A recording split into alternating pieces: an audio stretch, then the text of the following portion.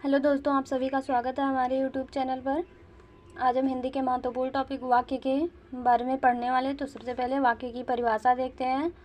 दो या दो से अधिक पदों के सार्थक समूह को वाक्य कहते हैं। दो या दो से अधिक पदों के सार्थक समूह को वाक्य कहते हैं। वाक्य के दो अंग हैं, उद्देश्य, सब्जेक्ट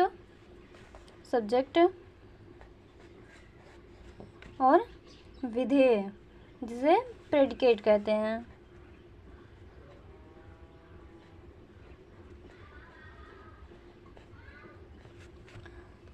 उद्देश्य, सब्जेक्ट, जिसके विषय में हम कुछ कहते हैं, उसे सब्जेक्ट कहते हैं, उद्देश्य। विधेय, उद्देश्य की जो भी जानकारी दी जाएगी उसे विधेय कहते हैं। सब्जेक्ट मतलब सब्जेक्ट के विषय में जो भी कहा जा रहा है उसे विधेय कहते हैं।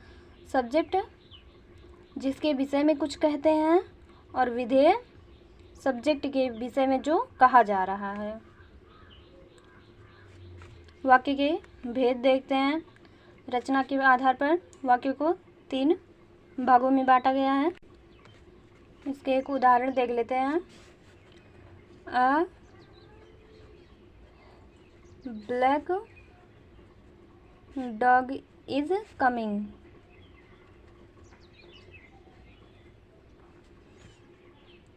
यहाँ पर कह रहा है कि ए ब्लैक डॉग इज कमिंग, एक काला कुत्ता आ रहा है।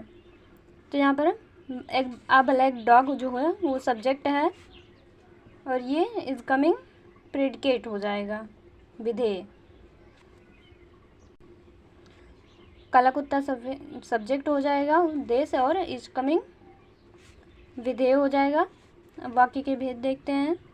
वाक्य के प्रकार, काइंड ऑफ सेंटेंस। वाक्य के 3 प्रकार होते हैं।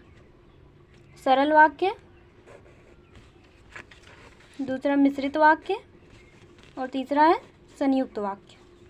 सरल वाक्य जिसमें एक कर्ता, एक क्रिया और एक ही उद्देश्य हो, सरल वाक्य कहलाते हैं। एक ही कर्ता भी हो, क्रिया भी एक ही हो और उद्देश्य भी एक ही हो, उसे सरल वाक्य कहते हैं। उदाहरण देखते हैं। राम किताब पढ़ता है, राधा दौड़ती है। इसमें एक ही कर्ता है, कर्ता जो कार्य को करता है उसे कर्ता कहते हैं। राम करता है,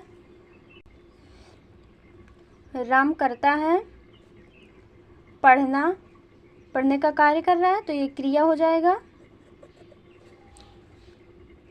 ये हो जाएगा कर्ता राम और ये हो जाएगा क्रिया। उद्देश्य क्या है? किताब को पढ़ना। उद्देश्य,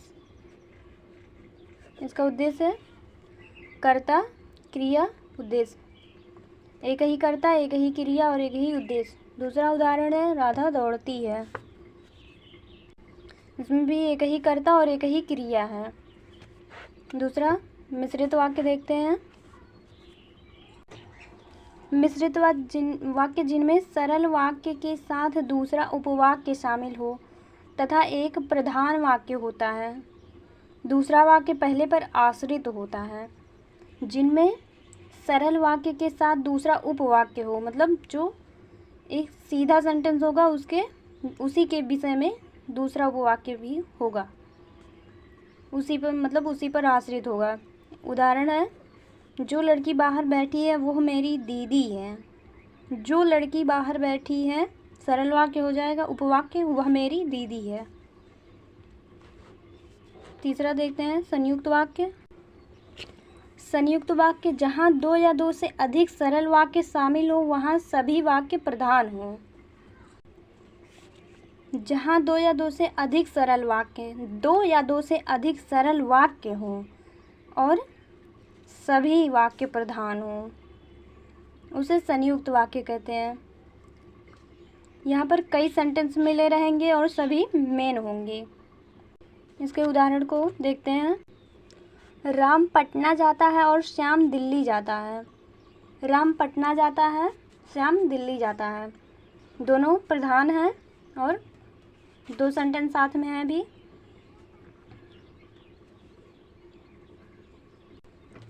हमने कहा था जहाँ पर दो या दो से अधिक वाक्य हो और सभी प्रधान हों उसे संयुक्त वाक्य कहते हैं।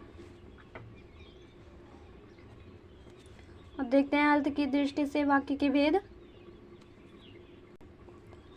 वाक्य के भेद मुख्य रूप से 8 हैं।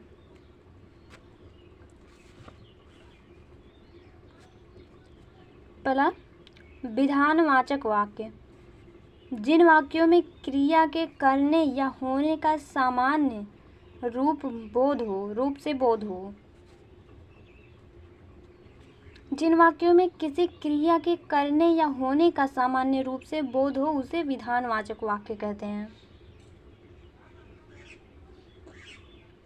उदाहरण है, राधा पढ़ती है, मेरा काम खत्म हो गया। इसमें क्रिया के करने, यहाँ पर राधा पढ़ती है, कार्य कर रही है, और यहाँ पर होने का बोध हो रहा है, मेरा काम खत्म हो गया है, जो काम था वो खत्म हो चुका है। दूसरा है निषेधवाचक वाक्य। निषेधवाचक वाक्य जिन वाक्यों में निषेध का बोध होता है उसे निषेधवाचक वाक्य कहते हैं। आज मैं फिल्म देखने नहीं जाऊंगी। उदाहरण है, आज मैं फिल्म देखने नहीं जाऊंगी। राधा आज स्कूल नहीं जाएगी। यहाँ पर निषेध का बोध हो रहा है। तीसरा है आज्ञावाचक वाक्य। आज्ञावाचक वाक्य जिसमें आदेश आज्ञा का भाव हो उसे आज्ञावाचक वाक्य कहते हैं।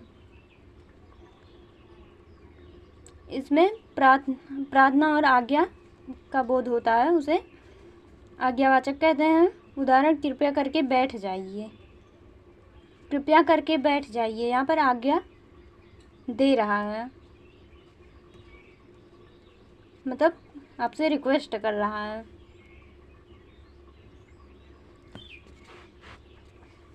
चौथा देखते हैं प्रश्नवाचक जिसमें प्रश्नों का बोध होता है। प्रश्नों का जिसमें बोध होता है उसे प्रश्नवाचक कहते हैं। जिसमें आज्ञा का बोध हो, आज्ञा आदेश का बोध हो उसे आज्ञावाचक कहते हैं। निषेधवाचक जिसमें जो नकारात्मक हो, सीधे जान लीजिए, जो नकारात्मक हो, जिन वाक्यों में निषेध का बोध हो। विधानवाचक जिन वाक्यों में किसी क्रिया के करने या होने का सामान्य रूप से बोध हो। प्रश्नवाचक दिख नहीं रहा होगा, जिसमें प्रश्नों का बोध हो। तुम्हारा कौन सा देश है? हमारा तो इंडिया है। तुम्हारा नाम क्या है? इसमें प्रश्नों का, तुम्हारा नाम क्या है, यहाँ पर कौन और यहाँ पर क्या, प्रश्नवाचक वाक्य हो जाएंगे। आगे देखते हैं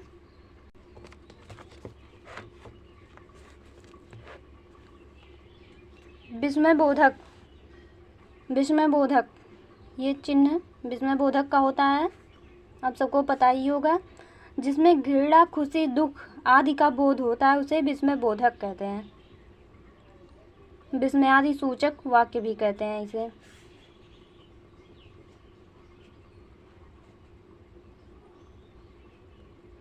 विस्मयादि सूचक वाक्य।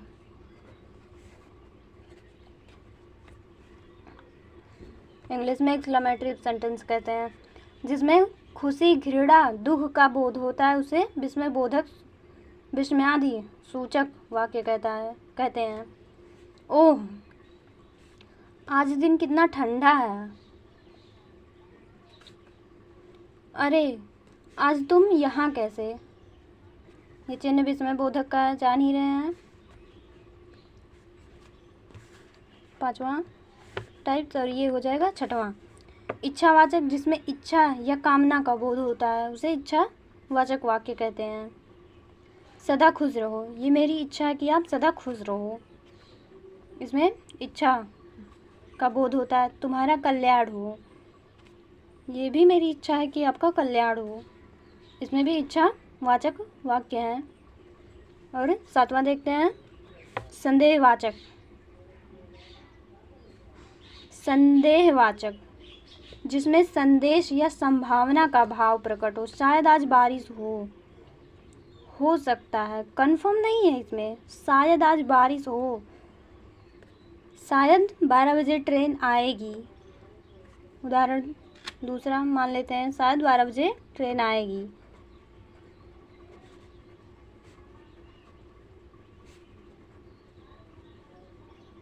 शायद 12 बजे ट्रेन आएगी। संदेहवाचक जिसमें संदेह या संभावना का भाव प्रकट होता है उसे संदेहवाचक कहते हैं। और 8वां देखते हैं, और आखिरी 8वां संकेतवाचक वाक्य जिसमें एक क्रिया दूसरे क्रिया पर आश्रित हो। एक क्रिया दूसरे क्रिया पर आश्रित हो, मतलब एक क्रिया होता है वो दूसरे पर आश्रित होता है। अच्छी तैयारी करते तो सिलेक्शन हो जाता। उदाहरण, अगर हम अच्छी तैयारी करते तो सिलेक्शन हो जाता। इसमें ये क्रिया है और ये सिलेक्शन। अगर हम अच्छी तैयारी करते तो सिलेक्शन हो जाता, ये क्रिया है, ये सेंटेंस इसी पर आधारित है। इस प्रकार से 8 कंप्लीट हो गए हैं वाक्य। दूसरा टॉपिक हम सोचेंगे किस विषय पर बनाएं। अगर वीडियो पसंद आए तो लाइक शेयर सब्सक्राइब कमेंट ज़रूर करें। धन्यवाद।